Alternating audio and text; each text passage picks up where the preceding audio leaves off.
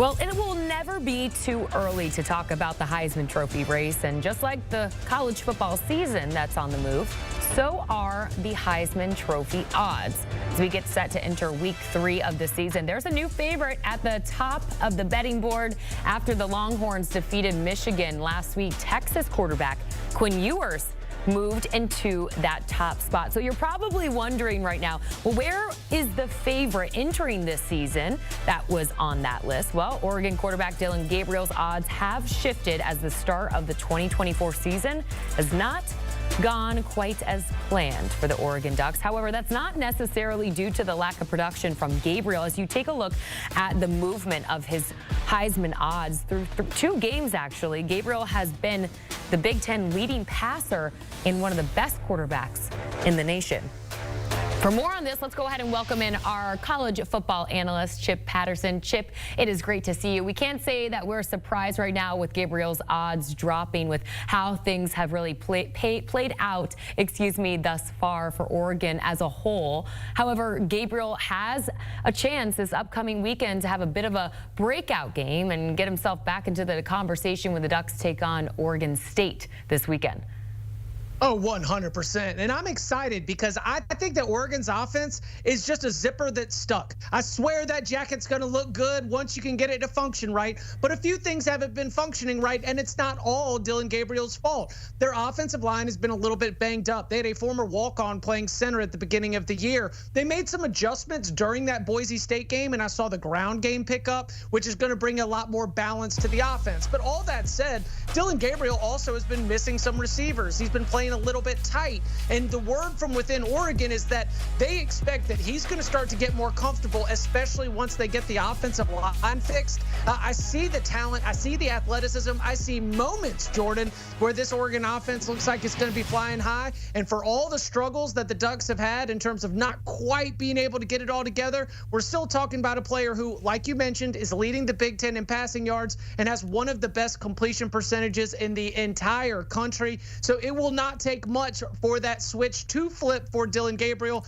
I expect that this stage, playing against a rival on a big national afternoon spotlight, will provide plenty of opportunities to see those odds reverse course. All right, well, Gabriel riding a bit of a high himself, just recently announcing that he got engaged. We'll see if those good vibes translate and continue for him as they face Oregon State tomorrow night, where they are currently a 16.5-point favorite. Meanwhile, Alabama's Jaylen Mio, who is tied with Tennessee's Nico Iamaleava for the 5th best odds right now, Chip, to win the Heisman, will enter Camp Randall to face Wisconsin.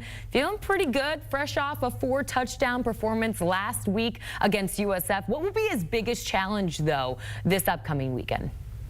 Right now, the biggest challenge is to be able to find some real consistency with the passing game. Jaylen Milroe's legs are his best weapon right now, and it may be that that's part of the game plan for Kalen DeBoer to take the Crimson Tide, into Wisconsin. You've got a hostile territory, a mobile quarterback who can make some plays with his legs and keep possessions moving, get those first downs that take the crowd out of it. It might be a big ground day for Jaylen Milroe, but if you really want to rack up the yards, if you really want to rack up the touchdowns, then we need to have a little bit more consistency, because while Alabama was able to pile on so many of those touchdowns late, this was a 1-score game deep into the game against South Florida, and the way that I grade Alabama's offense to that point was not good. And so for Jaylen Milroe, this is a spot where I think he's going to have more eyeballs, more Heisman voter eyes looking at him in this spot than he did necessarily in those first couple quarters against South Florida. And so for Jaylen Milroe, if you get that passing game going again,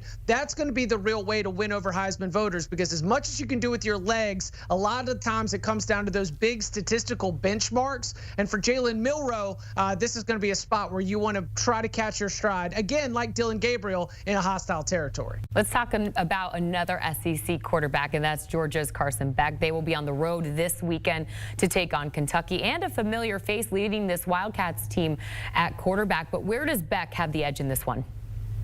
I think he's got the edge that he's playing in prime time, that he's playing in a game where Georgia's going to be heavy favorites. And coming off the game against Tennessee Tech where he didn't have to do a whole lot, it is going to be a spot where I think that Mike Bobo, the Georgia offensive coordinator, wants to let it rip. Because for my money, Carson Beck might be the most talented. It's either him or Nico for me in terms of the most talented quarterback in college football right now, playing at a high level. But we haven't really gotten a chance to see it. You know, that game against Clemson was such a slow starting game. They only had 6 points at halftime. Tennessee Tech, like I mentioned, you're not really going to ask Carson Beck to do a lot. But this is a conference opponent on the road against a defense that under Mark Stoops has historically been very, very stout. Now, with that primetime environment, I wonder if we're going to see a lot more people start to take notice of Carson Beck. If he goes out there, he throws for like, what, 315, 3 touchdowns, something that's realistic given the point spread and the expected score. If Carson Beck is the reason why Georgia rolls, then we'll start to see a little bit more momentum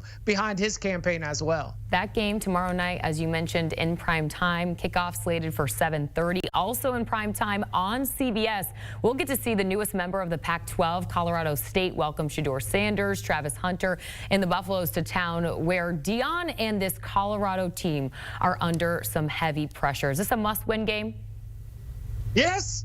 Absolutely. This is a must-win game for everything that you want to accomplish. This is a must-win game here in the early part of the schedule after the way that things went so sideways against Nebraska. This is a must-win game for trying to ensure that this Colorado team can do something that it did not do a year ago, and that's make the postseason, make a bowl game. The end of Colorado's schedule is loaded up with teams that we expect to be competing for the Big 12 championship. I do not expect Colorado to be competing for the Big 12 championship, but I do expect Colorado to be a bowl team. But to be a bowl team, Colorado needs to live up to its expectations and be able to get in and out of this rivalry game with the win. For Travis Hunter, now is the time for you to be able to show up and make those one-on-one plays that were so impressive against North Dakota State in week 1.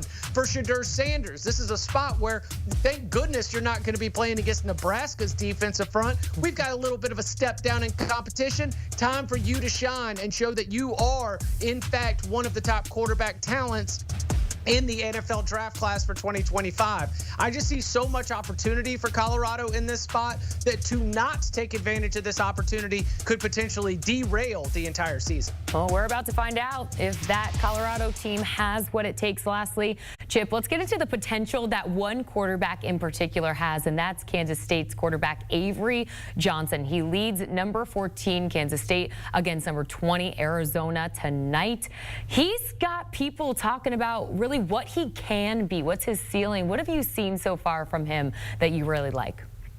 Not enough. Will someone please unpackage Avery Johnson?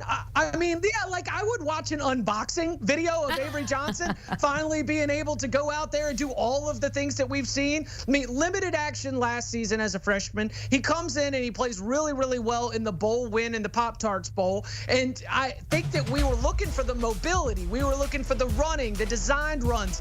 That Jordan, I think that I've only seen him really do what, one rollout. I think we've got him doing very few designed runs. Half of those really are glorified scrambles. The athleticism, mobility, and raw talent of Avery Johnson right now is at such a level that I feel like he has not truly been unlocked. I wonder if this offensive staff has maybe been playing possum just a little bit, knowing that those big games are coming up in the future, thinking that you might not need to do all of those creative things that you can do with his dual threat ability. But in this game on a Friday night with Arizona in town, you've got Noah Fafita and Teteroa McMillan on that other sideline. You've got to move the ball. You've got to score points. I want to see the entire war chest of options that Avery Johnson presents. So I'm ready for them to let Avery cook. All right. I hope you get that Avery Johnson unboxing video and maybe a promo code to go with it as well. Chip Patterson joining us here live on CBS Sports HQ as we continue to break down the Heisman Trophy race. You can catch more from Chip and the guys on the Cover 3 podcast. They already have game previews for this upcoming week 3 of the college football season out now. You can watch now. Scan that QR code on your screen. Listen and subscribe wherever you get your podcasts.